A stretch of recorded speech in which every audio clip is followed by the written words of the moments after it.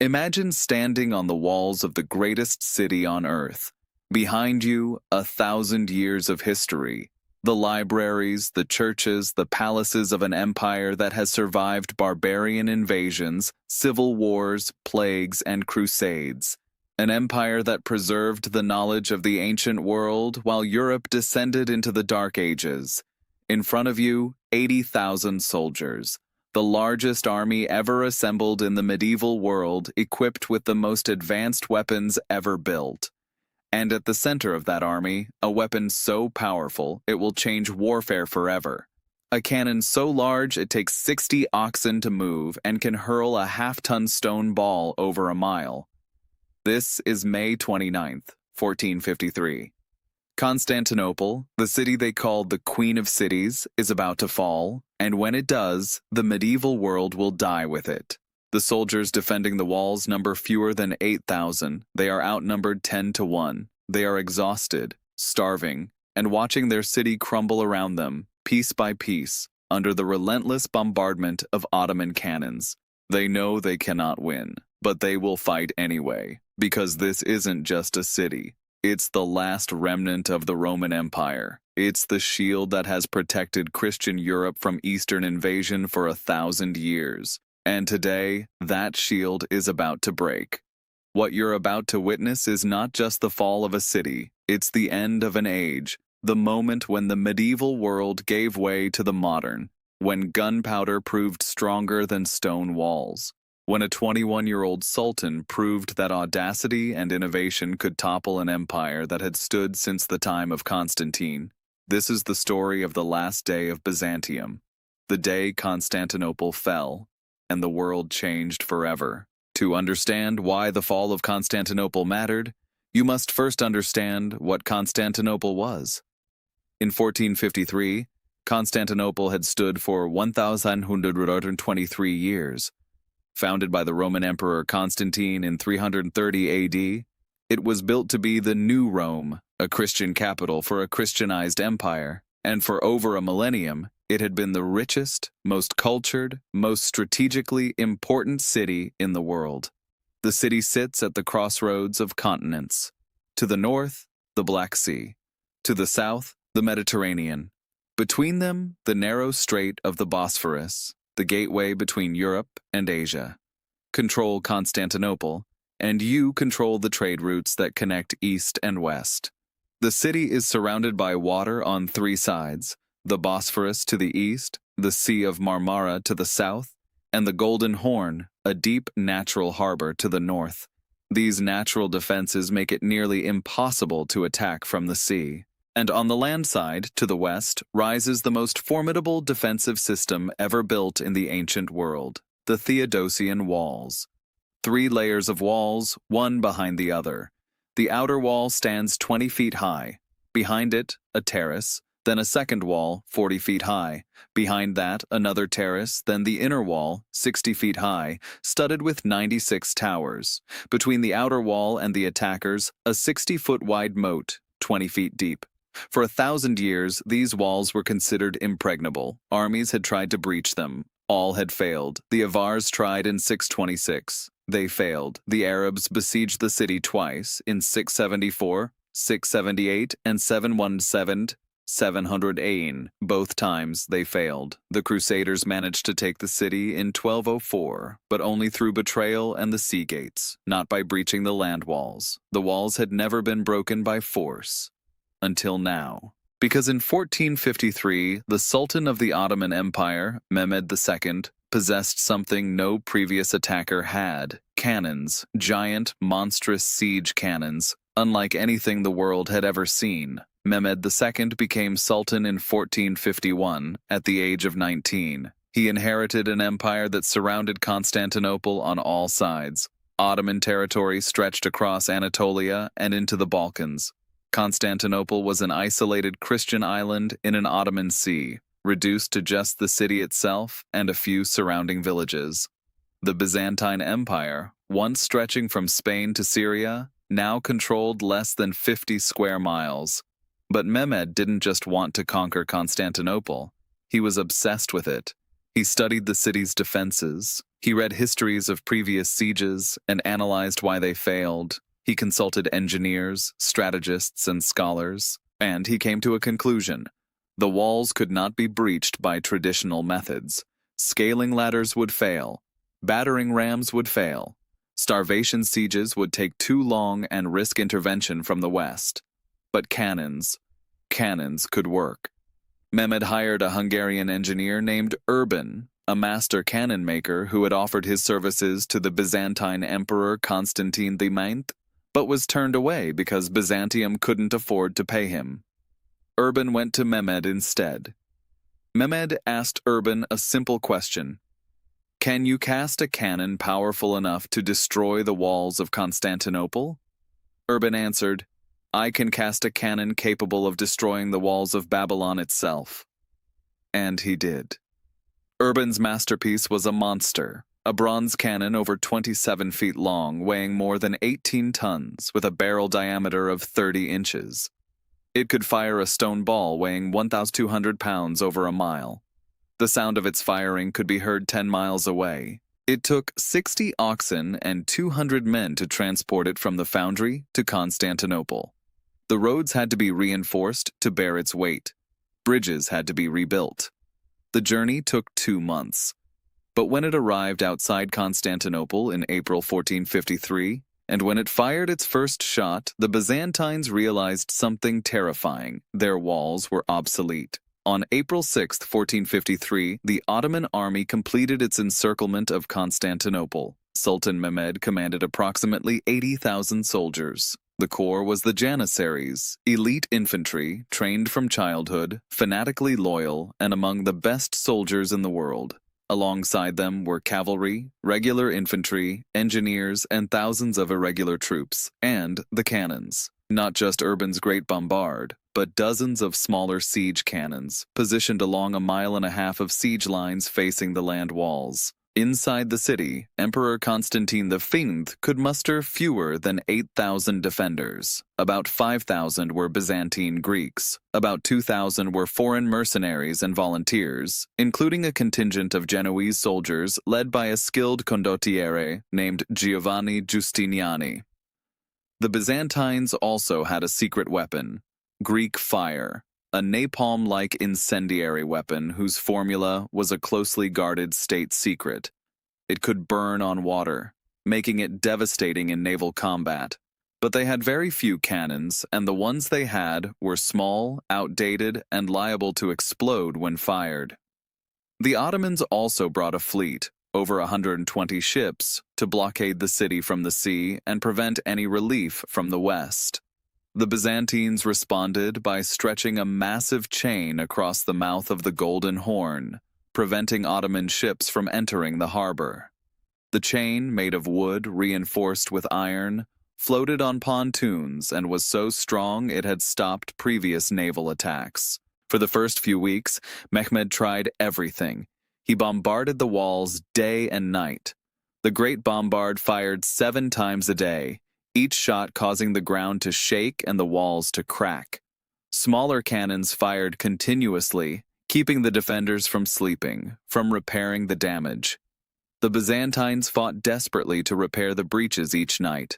They lowered wooden frames covered in leather and bales of wool to absorb the impact of cannonballs.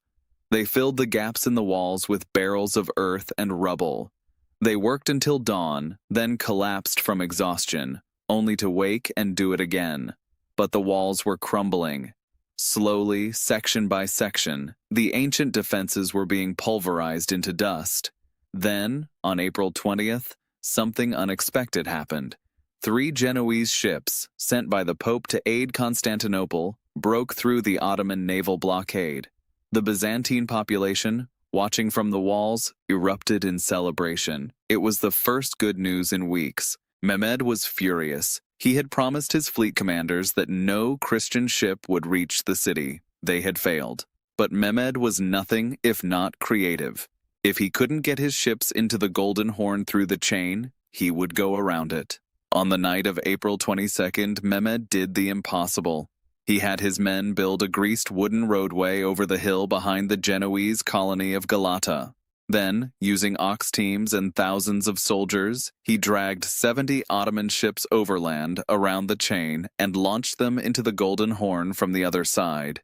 The Byzantines woke up to find an Ottoman fleet inside their harbor. The psychological impact was devastating. The Golden Horn had been safe. Now, nowhere was safe. The Ottomans built a pontoon bridge across the Horn, allowing soldiers to attack the seawalls directly. The defenders, already stretched thin, now had to defend an additional mile of walls. Despair began to set in. By mid-May, Constantinople was dying. Food was running out. The population, once over 500,000, had dwindled to fewer than 50,000. Those who remained were hungry, exhausted, and terrified. The streets were eerily quiet.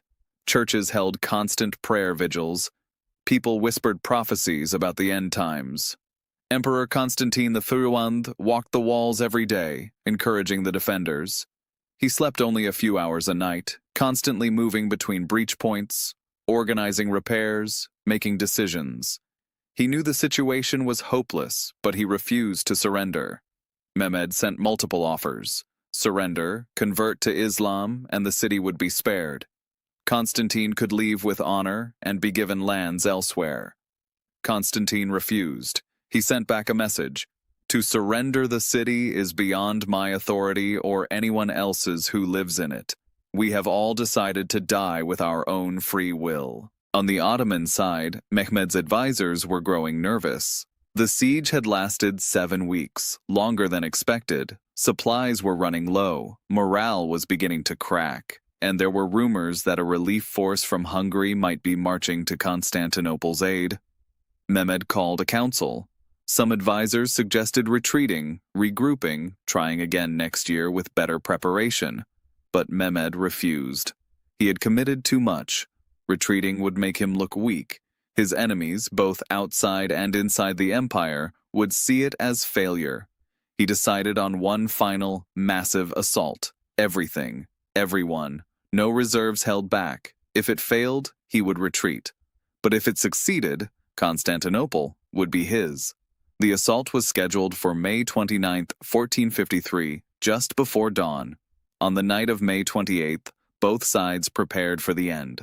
In the Ottoman camp, Mehmed addressed his soldiers. He promised them the traditional 3 days of plunder if the city fell. Everything in Constantinople, gold, silver, jewels, slaves, land, would be theirs to take. It was the custom of war, and it motivated soldiers more than any speech about glory or God.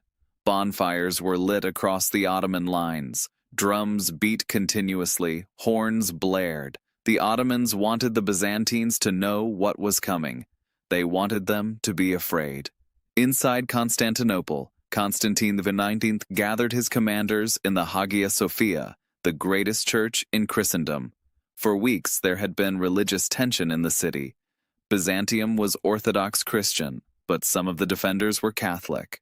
Old theological disputes had created divisions even as the Ottomans prepared to attack. But on this final night, those divisions were set aside. Orthodox and Catholic alike gathered for one last Mass. The Hagia Sophia was packed. People who hadn't spoken to each other in months embraced. Old arguments were forgotten. Everyone knew this was goodbye. Constantine gave a final speech. Historians debate the exact words, but the essence was clear. "I would rather die than see my city fall. But whether we live or die, we will be remembered. Fight bravely. Defend your families, your faith, your heritage. And if we fall with honor." Then Constantine did something extraordinary. He walked among the soldiers, Greeks, Italians, Spaniards, all of them, and he personally asked forgiveness for any wrong he had done to them. The emperor, humbling himself before common soldiers. It was an act of profound leadership and profound humanity. After the Mass, Constantine returned to the walls. He didn't sleep. He walked the defenses one last time, checking positions, encouraging men, preparing for the end. In the early hours of May 29, 1453, as the first light began to touch the eastern sky, the Ottoman drums grew louder. And then the assault began. The Ottomans attacked in waves. First came the Bashi bazooks, irregular troops, poorly trained, used as cannon fodder to exhaust the defenders. They rushed the walls with ladders, scaling hooks, whatever they could carry. The Byzantines rained arrows, stones, and boiling oil down on them. Hundreds died in the first minutes, but they kept coming. For 2 hours, the Bashi bazooks attacked. The walls were slick with blood, bodies piled up in the moat. The defenders were exhausted, their arms shaking from swinging swords and lifting rocks. Then came the second wave, the Anatolian infantry. Better trained, better equipped. They attacked with more discipline, more coordination. They reached the top of the walls in several places. Hand-to-hand combat broke out on the ramparts. The defenders pushed them back, but barely. Then came the third wave, the Janissaries. These were Mehmed's elite. They moved in perfect formation. They didn't rush. They advanced slowly, shields locked, arrows flying overhead to suppress the defenders. When they reached the walls, they attacked weak points with precision, and they focused on one section in particular, the Kirkaporta, a small gate in the walls that had supposedly been left unlocked by accident. Historians still debate whether it was truly an accident or sabotage, but the result was clear. Ottoman soldiers poured through the gate. They got inside the walls. Panic spread among the defenders. Giovanni Giustiniani, the Genoese commander who had been holding a critical section, was struck by a cannonball fragment. Badly wounded, he was carried from the walls. His soldiers, seeing their leader fall, began to retreat. Constantine saw the collapse beginning. He could have fled. Ships were still in the harbor. He could have escaped to the west, lived in exile, waited for another chance. Instead, he discarded the imperial regalia that marked him as emperor. He drew his sword and charged into the breach, fighting as an ordinary soldier. "The city has fallen," he reportedly shouted, "and I still live." Those were the last words anyone heard from Constantine the Faint, the last emperor of Rome. He disappeared into the chaos of battle. His body was never definitively identified. Some say he died fighting. Some say he removed his imperial insignia and died anonymously so his body couldn't be desecrated. Others claim he survived and lived as a hermit, but most likely, Constantine died as he promised, with his city defending it to the last. With Constantine dead, the defense collapsed. Ottoman soldiers flooded through the breaches. The Janissaries raised the Ottoman flag over the walls. The sight of that flag, the psychological moment when defenders realized all was lost, broke the last resistance. Soldiers threw down their weapons and ran. Some tried to escape to the harbor. Others barricaded themselves in churches, hoping for sanctuary. There was no sanctuary. The Ottomans had won. Constantinople had fallen. For 3 days, as was the custom of war, Mehmed allowed his soldiers to plunder Constantinople. What followed was a nightmare. Ottoman soldiers swept through the streets, looting homes, churches, palaces. They took gold, silver, jewels, relics, artworks, anything of value. What couldn't be carried was smashed. They also took people, men, women, children, anyone who could be sold as a slave. Families were torn apart. The elderly and the sick, who had no value as slaves, were often killed outright. The churches were desecrated. The Hagia Sophia, which had stood as the greatest church in Christendom for 916 years, was stripped of its treasures. Icons were torn from the walls. Gold was pried from the mosaics. Altar vessels were melted down. The Library of Constantinople, one of the great repositories of ancient knowledge, was destroyed. Thousands of manuscripts, classical Greek philosophy, Roman histories, early Christian writings, texts that existed nowhere else, were burned, lost forever. Estimates of the death toll vary, but historians believe between 4,000 and 10,000 people were killed in the immediate aftermath. Another 50,000 were enslaved. The city that had been the jewel of the medieval world was gutted. But on the third day, Mehmed called a halt. He rode into the city and went directly to the Hagia Sophia. He dismounted, picked up a handful of earth, and poured it over his head in a gesture of humility before God. Then he declared that the Hagia Sophia would become a mosque. But it would not be destroyed. It would be preserved, converted, and used to demonstrate Ottoman power and Islamic supremacy, but also Ottoman respect for the great architecture of the past. Mehmed declared himself Caesar, the successor to the Roman emperors. Constantinople would be his capital, renamed Istanbul, and it would become the heart of the Ottoman Empire for the next 470 years. The fall of Constantinople sent shockwaves across the world. In Europe, the news was received with horror. Constantinople had been the shield protecting Christian Europe from Islamic expansion for 1,000 years. Now that shield was gone. The Ottomans controlled the Eastern Mediterranean, the Black Sea, and the crucial trade routes to Asia. Refugees flooded into Italy, bringing with them precious manuscripts, artworks, and knowledge. Byzantine scholars fled to Venice, Florence, and Rome, bringing Greek texts that Western Europe hadn't seen in centuries. These refugees played a crucial role in the Italian Renaissance.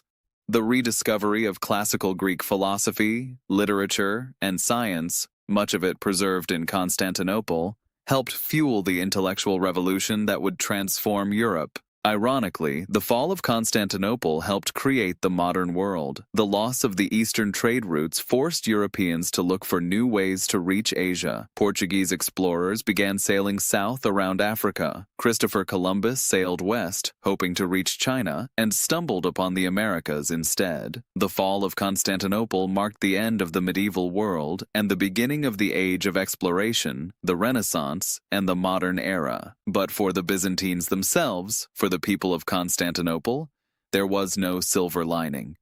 Their world had ended. Their empire, which had survived for over 1,000 years, was gone. Their city, their homes, their families, destroyed or enslaved. The survivors scattered across Europe and the Mediterranean, carrying with them the memory of what had been lost.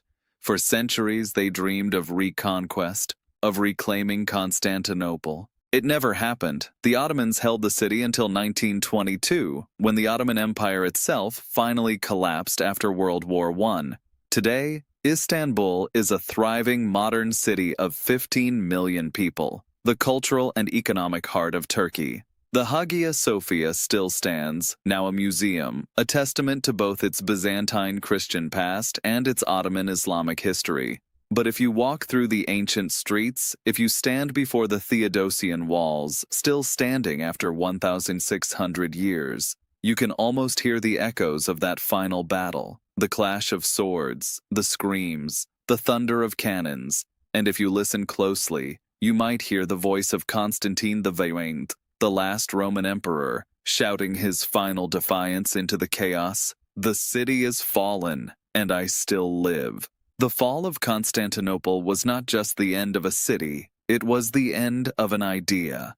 For 1,000 years, Byzantium represented continuity. It was the living link to the ancient world, to Rome, to classical civilization. While Western Europe descended into feudalism and chaos after the fall of Rome in 476, Byzantium kept the flame alive. It preserved the knowledge, the culture, the identity of Rome. When Constantinople fell, that link was broken. The medieval world, with all its certainties and structures, began to crumble. But from that destruction came something new, the modern world, the age of exploration, of scientific revolution, of nation-states and global trade. Constantinople's fall was a tragedy for those who lived through it. But it was also a catalyst for change that reshaped human civilization. And that's the paradox of history. The moments that destroy also create. The endings that seem final are actually beginnings. The cities that fall become seeds for new worlds. 2,000 years of Roman history ended on May 29, 1453, but the world that replaced it, our world, was born from those ruins. When we study the fall of Constantinople, we're not just studying a medieval siege. We're studying the moment when one age ended and another began. The moment when the old certainties died and humanity was forced to find new ways forward. It's a reminder that nothing lasts forever, not empires, not cities, not even walls that stood for 1,000 years. But it's also a reminder that endings are not always final. The knowledge preserved in Constantinople survived, the culture survived, the ideas survived, and in that survival, there's hope.